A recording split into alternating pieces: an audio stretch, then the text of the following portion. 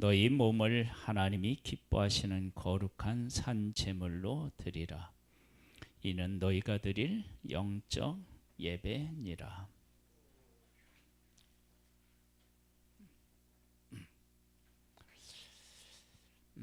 우리가 살면서 맨손으로는 할 수 없지만 어떤 기계를 빌리면 가능한 일이 있습니다. 제가 벌써 한 2달 가까이 되나요? 네. 그 교회가 이제 이전을 하는데 제가 가서 이제 좀 도와줬어요. 네. 책상에 있는데 그 책상에 이렇게 컴퓨터를 놓으면 그 선이 길이가 이렇게 한정되어 있어서 이렇게 컴퓨터 책상에 보면 구멍을 이렇게 뚫잖아요. 그래서 그 구멍을 뚫지 못하니까 이 선을 이렇게 이 책상 앞으로 다 이렇게 빼가지고 했는데 이러면 지저분하잖아요. 그리고 이 뒤에다가 구멍을 내려고 시도를 했어요. 근데 아무리 해도 안 뚫리는 거예요. 그래서 뒤에 가서 확인해 봤는데 이 책상은 좀 특별하게 만들었나 봐. 뒤에 판에다가 유리를 이렇게 해놨어. 유리는 안 되잖아요. 그래서 어쩔 수 없이 책상 위에를 뚫어서 연결했거든요. 유리에 구멍을 내려면 일반 드릴로는 안 돼요. 뭐가 있어야 돼요? 다이아몬드 있어야 돼요. 그러니까 아무리 해도 안 되는 거예요. 더 세게 하면 어떻게 해요? 깨지지.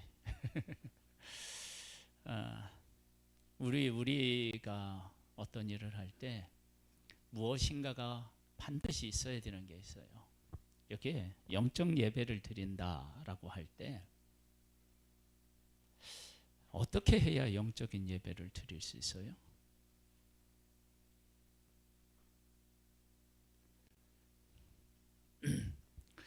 영적 예배를 드리려면 옷을 잘 입고 그 하나님 앞에 예배 드리기 전에 와서 열심히 기도로 준비하고 이런 행위적인 것도 필요하지만요. 그렇게 한다고 영적인 예배를 드릴 수 있는 것이 아니에요.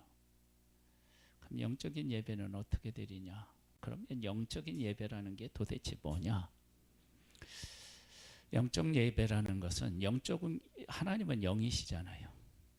보이지 않는 하나님께 예배를 드리려면 우리가 영적인 존재가 돼야 돼요. 이 영적인 존재는 내가 가지고 있는 육신으로 노력한다고 해서 되는 문제가 아니에요. 그럼 우리에게 필요한 게 뭐냐면 예수 그리스도가 필요해요. 그래서 예수 그리스도의 십자가를 믿으면 내가 거듭나요. 그러니까 우리 예수님을 믿는 우리는 다 거듭난 사람이에요. 거듭났는데 거듭난 게 보여요, 안 보여요? 안 보이죠. 그럼 거듭난 게 뭐가 거듭난 거예요? 우리의 영이 거듭난 거예요. 어떻게 거듭났느냐? 그러면 아담과 하와의 범죄로 인해서 우리가 죽었어요.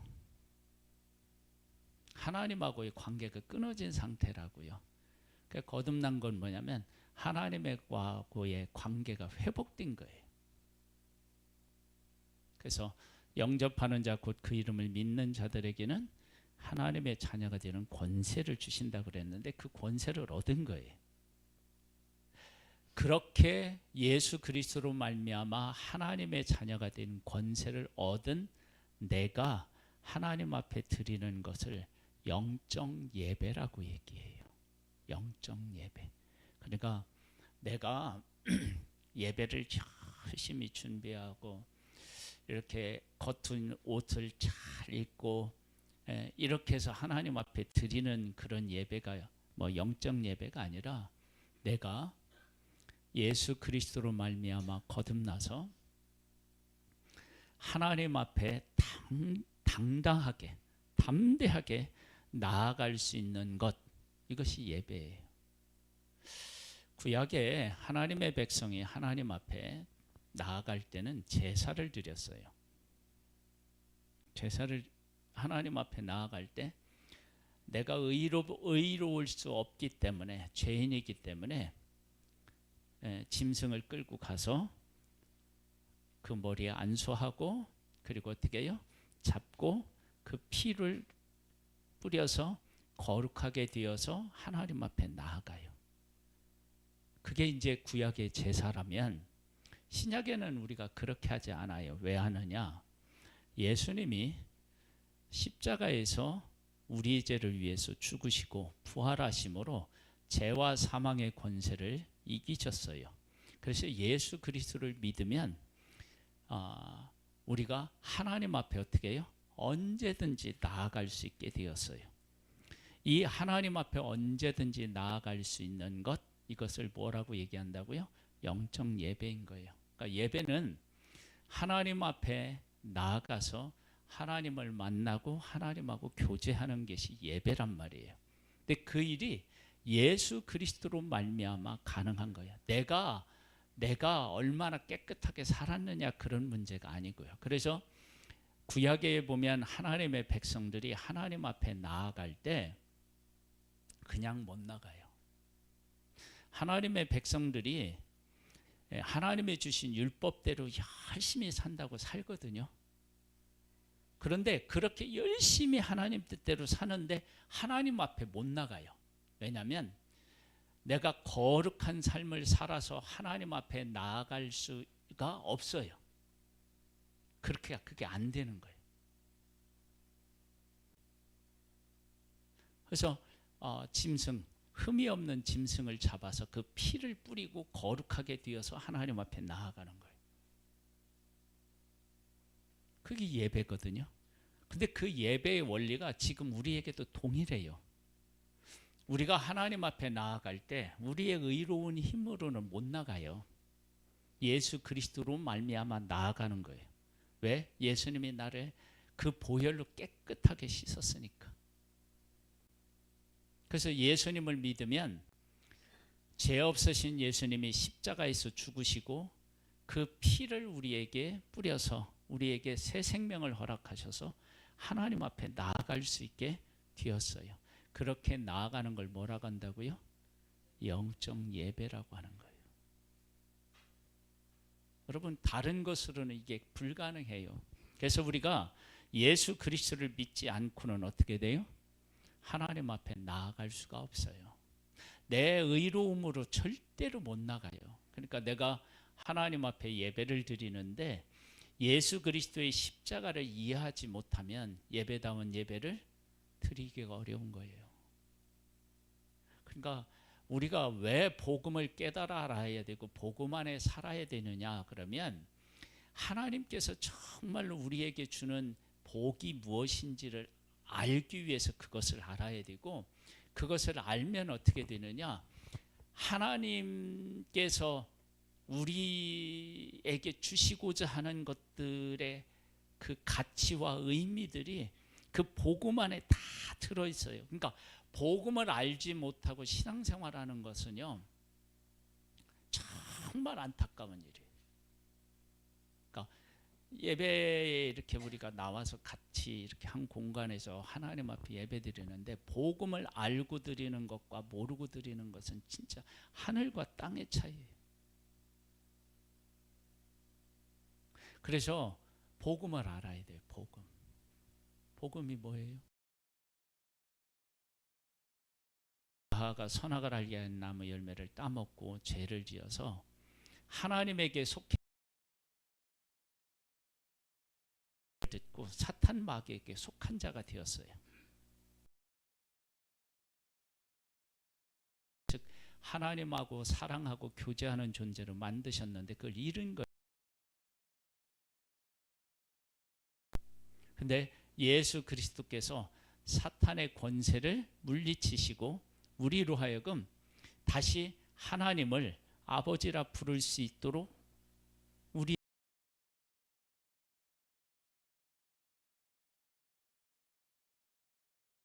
살아가는 것, 그게 복음을 믿고 살아가는 거예요. 그걸 우리에게 허락하여 주셨고, 그걸 깨달아 알고 하나님 앞에 나아가고 하나님을 찾고 하나님하고 동행하는 걸 뭐라고 한다고요?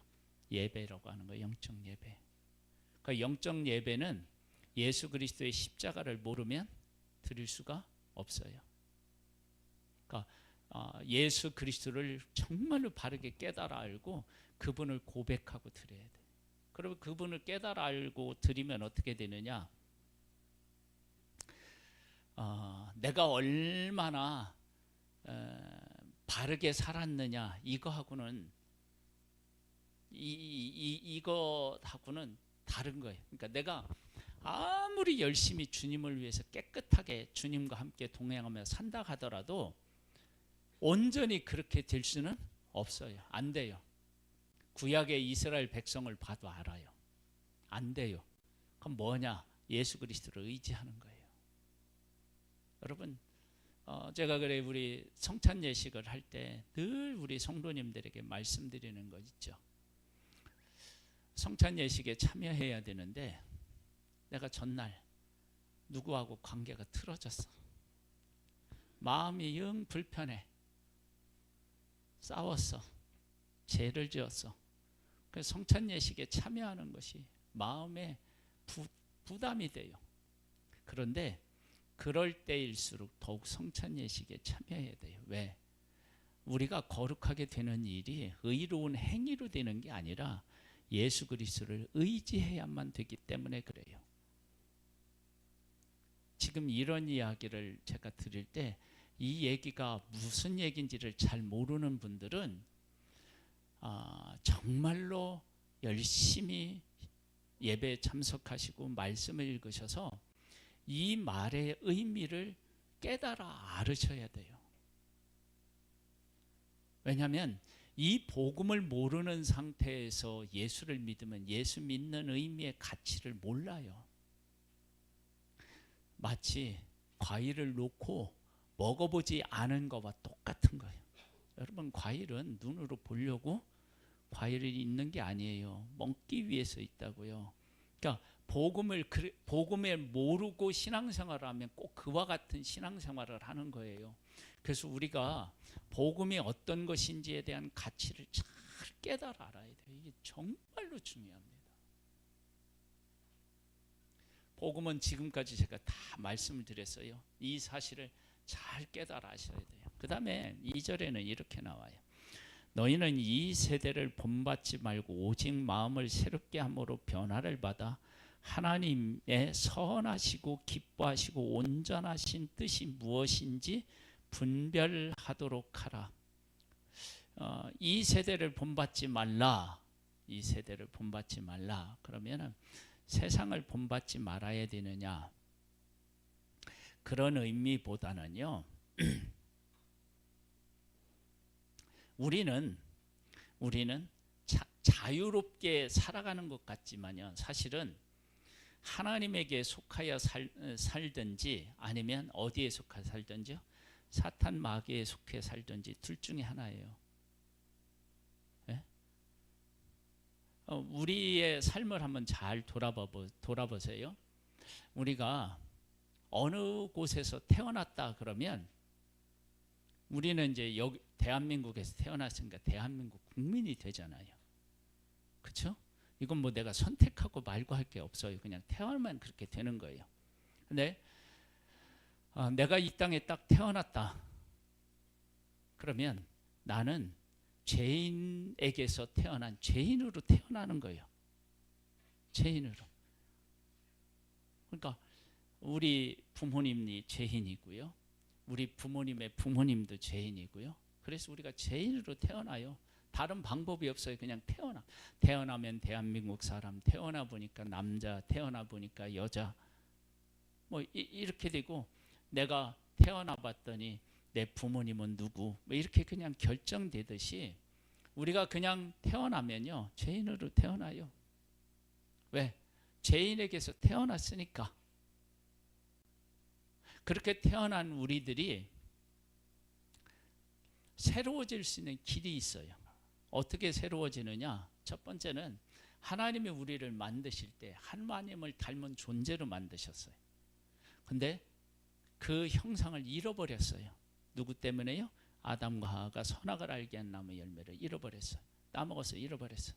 그런데 예수 그리스도께서 다시 오셔서 우리가 죄를 지어서 당해야 될 죄값을 예수님이 십자가에서 어떻게 해요? 대신 다 갚아주셨어요. 그리고 우리들을 다시 하나님의 형상을 회복시키셨어요. 그 회복시킨 그 예수 그리스도를 우리가 바르게 깨달아 알고 그분이 어떻게 살았는지를 깨달아 알고 그분이 우리에게 주신 은혜가 무엇인지를 깨달아 알고 그 가운데 살아가는 것, 이게 뭐냐면 이 세대를 본받지 않고 마음을 새롭게 해서 변화를 받아서 하나님이 선하시고 기뻐하시고 온전한 뜻이 무엇인지를 분별하는 거예요. 여러분, 그래서 복음을 알아야 돼요. 자꾸 이 얘기를 제가 반복하는 것은요, 이 복음에 대한 바른 이해가 되지 않으면 우리의 신앙생활은 출발이 제대로 안 된 거예요. 그러니까 내가 복음을 깨달아 알고 복음 안에서 살아야 돼요. 분별하도록 하라 그랬어요. 하나님의 선하시고 기뻐하시고 온전하신 뜻이 무엇인지 분별하라. 여러분, 예수 그리스도를 믿으면 내가 누가 되느냐면 하나님의 아들이 나를 위해서 죽었어요. 하나님의 아들이 독생자 예수 그리스도가 나를 위해서 죽었어요. 그러면 나의 값어치가 어느 정도라고 하나님이 인정하신 거예요? 예수 그리스도 하나님의 아들의 값어치만큼 내가 가치 있다고 여긴 거예요. 그래서 내가 하나님의 자녀의 그 권세를 내가 얻는 거예요. 예수님을 믿으니까. 왜냐하면 예수님이 하나님의 아들이었기 때문에 하나님의 아들의 값을 지불하고 나를 샀으니까 내가 뭐냐면 하나님의 자녀가 되는 거예요. 이런 사실을 제대로 깨달아 알고 그 가운데서 살아가는 것, 그것이 뭐냐면 분별하는 거예요. 그러니까 예수 믿는데 복음이라고 하는 것이 뭔지를 모르면 안 돼요. 그걸 알아야 돼요. 그걸. 그 다음에는 뭐라고 얘기하냐면 이렇게 나와 있어요. 내게 주신 은혜로 말미암아 너희 각 사람에게 말하노니 마땅히 생각할 그 이상의 생각을 품지 말고 오직 하나님께서 각 사람에게 나눠주신 믿음의 분량대로 지혜롭게 생각 가졌으나 모든 지체가 같은 기능을 가진 것이 아니니 이와 같이 우리 많은 사람이 그리스도 안에서 한 몸이 되어 서로 지체가 되었느니라. 하나님은 세 분이시잖아요. 그렇죠? 세 분. 그 세 분이시며 하나님은 어떻게 해요? 한 분이셔요. 그걸 신학적인 용어로 삼위일체라고 얘기해요. 네, 하나님 하면 보통 누구를 얘기해요? 네, 성부를 얘기하죠. 성부 하나님. 그 다음에 예수님은 성자 예수님, 그리고 성령 하나님, 그렇게 얘기하거든요. 네, 똑같은 하나님이신데 예수님이 아들이 되어서 이 땅에 오셨어요. 왜 그랬느냐? 우리를 구원해서 하나님의 자녀가 되는 권세를 주기 위해서 아들로 이 땅에 오셨어요. 그래서 이 땅에 오신 예수님이 하나님을 뭐라고 불러요? 아버지라고 불러요. 아버지라고. 아니, 똑같은 하나님인데 아버지라고 부른다니까요. 왜 그러냐면 우리를 구원하기 위해서 세 분 하나님께서 각자 맡겨진 역할이 있었던 거예요. 역할. 그 역할에 따라서 성부 하나님, 성자 하나님, 성령 하나님으로 나누어지는 거예요. 그러면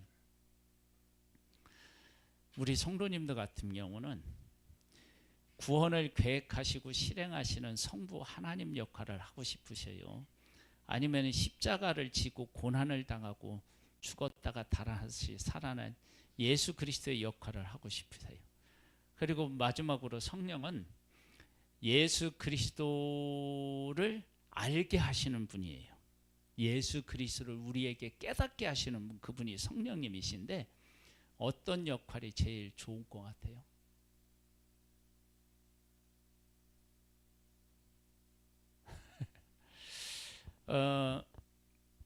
성부 하나님 역할이라고 생각할 수 있는데요. 그런데 그게 그렇지 않아요. 왜 그러냐면 하나님하고 예수님하고는 그 친밀도가 어떠냐면 하나예요. 하나. 친밀도가 하나라고요. 그런데 이 하나인 예수 그리스도가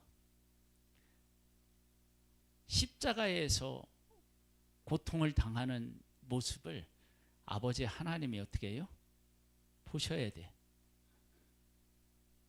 여러분, 우리는 상대방의 고통을 100% 알 길이 없어요. 알려고 해도 다 알 수가 없어요. 근데 하나님은 어떻게 해요? 다 아신다고. 그러니까 얼마나 힘들겠어요. 그렇다고 또 예수님의 역할은 쉽냐? 아니에요. 힘들어요. 아니에요. 왜 안 쉽느냐? 우리처럼 부족한 우리들을 일평생 어떻게 해요? 이끄셔야 돼요. 그것도 얼마나 또 힘들어요. 왜냐하면 이끄시는데 그냥 그 이끄시는 게 아니라 예수 그리스도가 나를 위해 죽었잖아요. 그렇죠? 그러면 나를 위해서 예수 그리스도가 죽었는데 그렇게 죽어서 살린 나를 하나님이 기뻐하시는 모습으로 세워놓아야 되는데 그 역할이 얼마나 힘들겠어요. 근데 그런 역할을 다 하셨다고요. 근데 이제 교회에도 그런 거예요.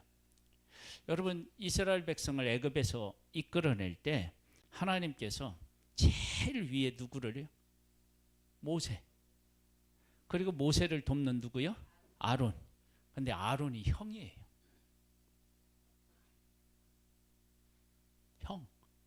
형이라고요. 그러니까 하나님이 동생인 모세를 제일 첫 번째 지도자로 세우고 그 돕는 역할을 형 보고 하라는 거예요.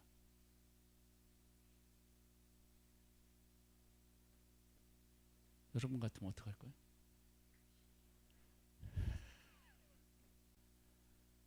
그리고 이 모세와 아론이 하나님의 백성이 이끌어 나갈 때 누가 반역을 하느냐? 그러면 고라 자손.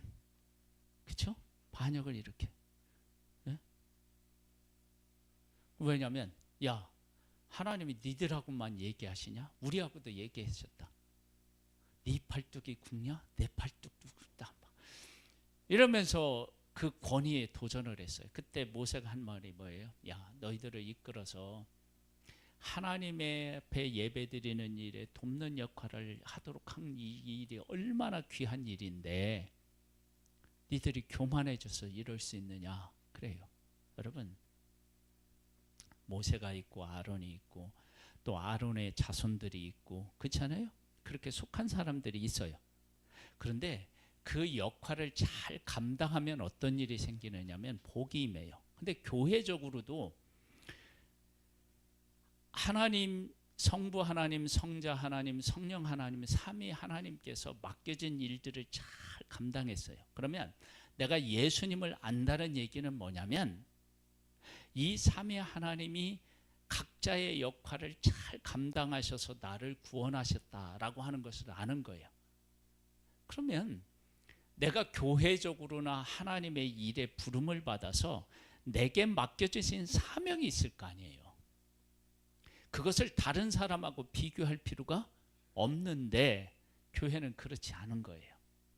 서로가 비교하는 거예요. 그 기준은 어디에 있느냐면 사탄 마귀가 세워놓은 그런 기준. 사탄 마귀는 어떻게 해요? 자기가 높아지려고 하죠. 그렇죠? 왜 사탄 마귀가 됐느냐? 하나님 자리를 넘보고 넘봐서 내가 하나님처럼 되리라.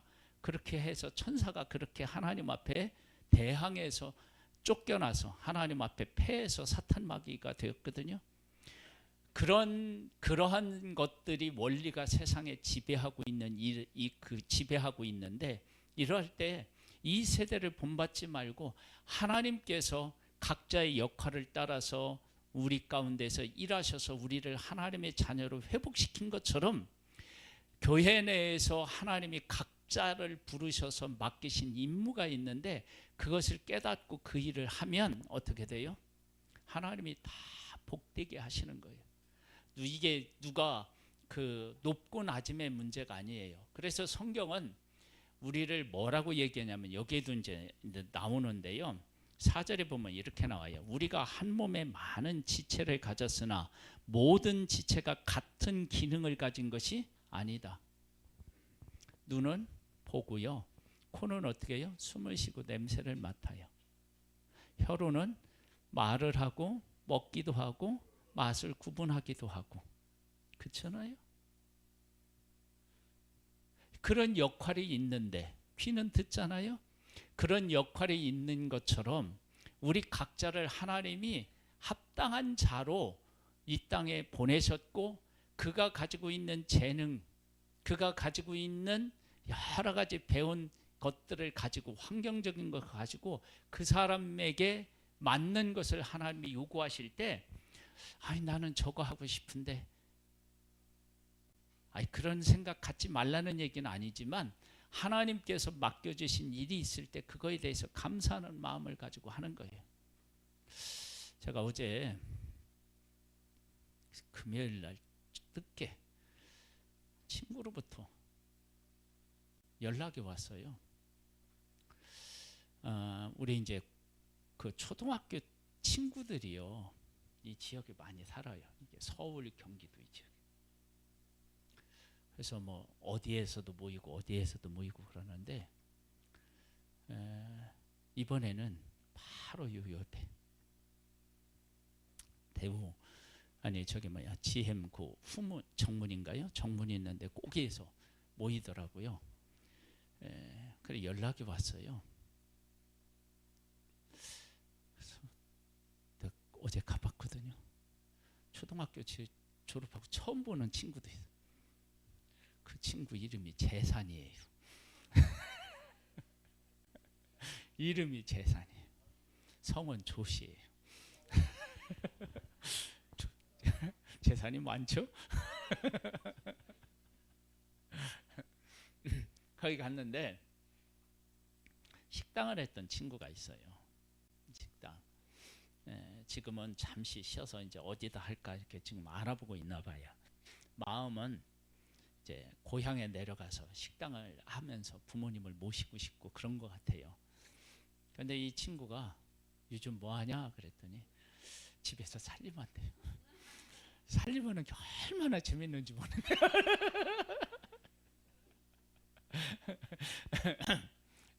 그래 이제 왜냐면 이 친구가 식당을 하잖아요. 그런데 지금 뭘 하고 있느냐 그러면, 식당에서 보조 메뉴로 내놓을 수 있는 것을 집에서 만들면서 연습하라고. 자기가 하면서 얼마나 먹었는지 10kg가 쪘대. 보세요. 그 친구는 그 친구가 그럴 친구였나라고 생각될 만큼 막 요리를 하고 막 이런다니까. 네? 그 친구가 하는 그 저기가 뭐냐면은 순댓국집을 해요. 순댓국집. 한번 먹으러 가려고 그랬더니 가게 문을 닫고 새로 오픈한다 그래서 못 가서. 그 친구가 그런 데 관심이 있는지 저 미처 몰랐는데, 그런데 관심 있다고. 보세요. 각자에게 주어져 있는 달란트가 있는 거예요. 그 달란트를 가지고 어떻게 했냐면 섬기면 돼요. 비교할 필요가 없어요. 그래서 이 세대는 어떤 세대냐? 다 비교해요. 그런데 예수 그리스도께서 이 땅에 오셔서 왜 내가 아버지라 부르면서 이 고생을 해야 된다 그렇게 불평하지 않았어요. 이 땅에 있으면서 아들로서 아버지에게 물어요. 내가 이렇게 할까요? 저렇게 할까요? 하나님의 뜻이 뭡니까? 아버지의 뜻이. 그래서 아버지의 뜻이 그런 거라면 내 뜻을 내려놓고 아버지 뜻을 따라. 그게 예수님의 삶이었어요. 왜? 우리를 구원하기 위해서 제물이 되어야 되는 일을 하나님이 하셔야만 된다고요. 누군가가 해야 돼요. 근데 사람은 안 돼요. 왜냐하면 죄가 있어서, 우리가 죄가 있어서 죽으면 내 죄 때문에 죽는 것이지 다른 사람을 위해 죽는 게 아니거든요. 그 하나님이 죽으셔야 되는데 그 역할이 필요하단 말이에요. 그 역할을 예수 그리스도가 하셨어요. 그리고 불평불만을 하지 않고 하나님을 아버지라고 섬기면서 그 뜻을 순종해서 우리가 구원을 얻었다면, 우리가 하나님 안에서 살아갈 때 이런 기준과 가치를 가지고 그렇게 살아가라고 지금 말씀하는 거예요. 그래서 이 세대를 어떻게 해요? 본받지 말라는 거예요. 하나님의 뜻을 우리가 깨달아 알고 그 뜻에 순종하라는 거예요. 그것이 복인 거예요. 그러니까 우리 교회가 왜 나는 이거 하라고 하느냐 그러면 안 돼요. 왜냐하면 그 일이 필요하면 누군가는 어떻게 해요? 해야죠. 그리고 힘들고 어려운 일들을 감사함으로 하는 사람을 하나님은 기뻐하시고 그를 복되게 하시는 거예요. 그래서 우리의 살아가는 삶의 모든 기준은 다 누구여야 되느냐? 하나님, 예수님이셔야 되는 거예요.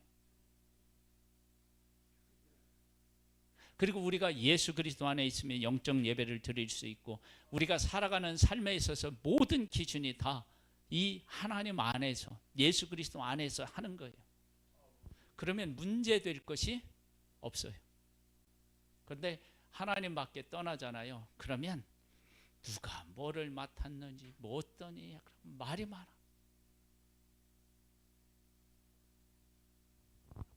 그러면서 너희들이 그 한 몸에 서로 이제 한 몸이 되어 서로 지체가 되었으니까.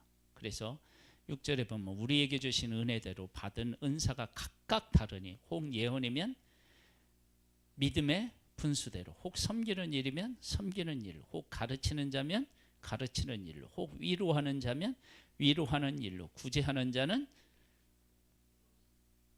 성실함으로, 다스리는 자는 부지런하고, 긍휼을 베푸는 자는 즐거움으로 할 것이라. 사랑에는 거짓이 없나니 악을 미워하고 선에 속하라. 형제를 사랑하고 서로 우애하고 존경하기를 서로 먼저 하며 부지런하게 게으르지 말고 열심을 품고 주를 섬기라. 소망 중에 즐거워하며 환난 중에 참으며 기도에 항상 힘쓰며 성도에 쓸 것을 공급하며 손대접하기를 힘쓰라. 그러면서 너희를 박해하는 자를 축복하고 저주하지 말라. 즐거워하는 자들과 함께 어떻게 하라고요? 우는 자들과 함께 서로 마음을 같이 하며 높은 데 마음을 두지 말고 도리어 낮은 데 처하며 스스로 지혜 있는 채 하지 말라. 아무에게도 악을 악으로 갚지 말고 모든 사람 앞에서 선한 일을 도모하라. 할 수 있거든 너희로서는 모든 사람과 더불어 화목하라. 내 사랑하는 자들아, 너희가 친히 원수를 갚지 말고 하나님의 진노하심에 맡기라. 기록되었으되 원수 갚는 것이 내게 있으니 내가 갚으리라. 곧 주께서 말씀하시니라. 네 원수가 줄이거든 먹이고 목마르거든 마시게 하라. 그리함으로 네가 숯불을 그 머리에 쌓아 놓으리라. 악에게 지지 말고 손으로 악을 이기라. 여기는 막 숯불을 머리 위에 쌓는다고 하는 것은 막 그에게 고통을 준다는 얘기가 아니고요. 얘기는 뭐냐면, 제가 이제 어렸을 때만 하더라도요 성냥을 썼어요. 성냥. 아니었나요?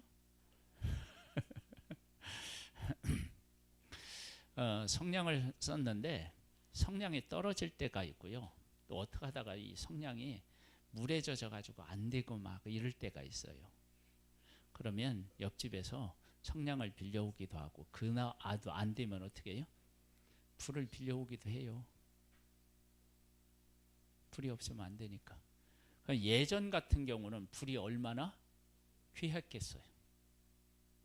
그래 불을 한번 붙여놓으면 끄면 어렵잖아요. 그러니까 옆집에 불이 있으면 어떻게 해요? 빌려주고 빌려도 받고 그러겠죠. 그런 얘기예요.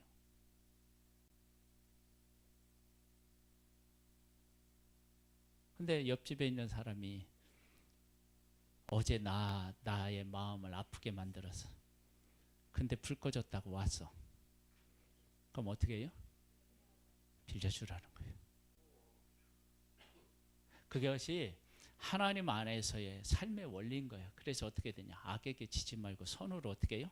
악을 이기라는 거예요. 이 모든 일의 기준이 누구예요? 하나님 예수 그리스도신 거예요. 우리의 삶이 항상 그곳으로 가야 됩니다.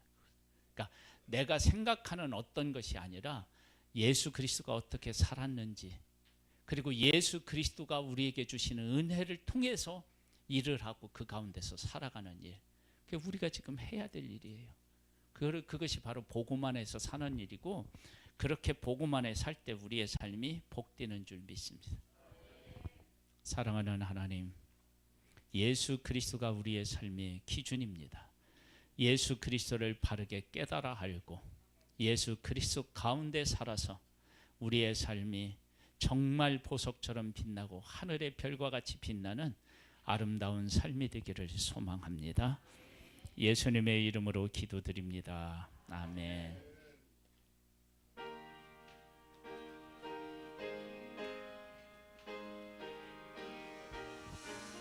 아멘.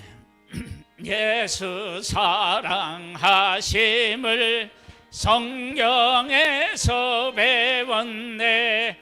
우리들은 약하나 예수 권세만. 아멘. 날 사랑하신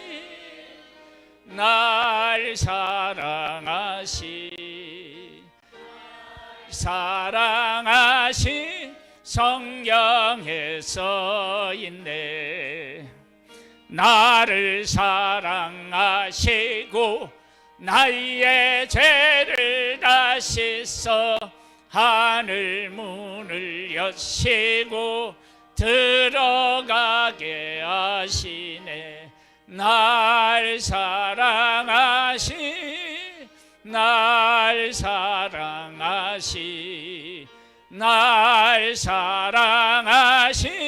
성경에 써 있네. 내가 연약할수록 더욱 귀히 여기사 높은 보좌 위에서 낮은 나를 보시네. 날 사랑하신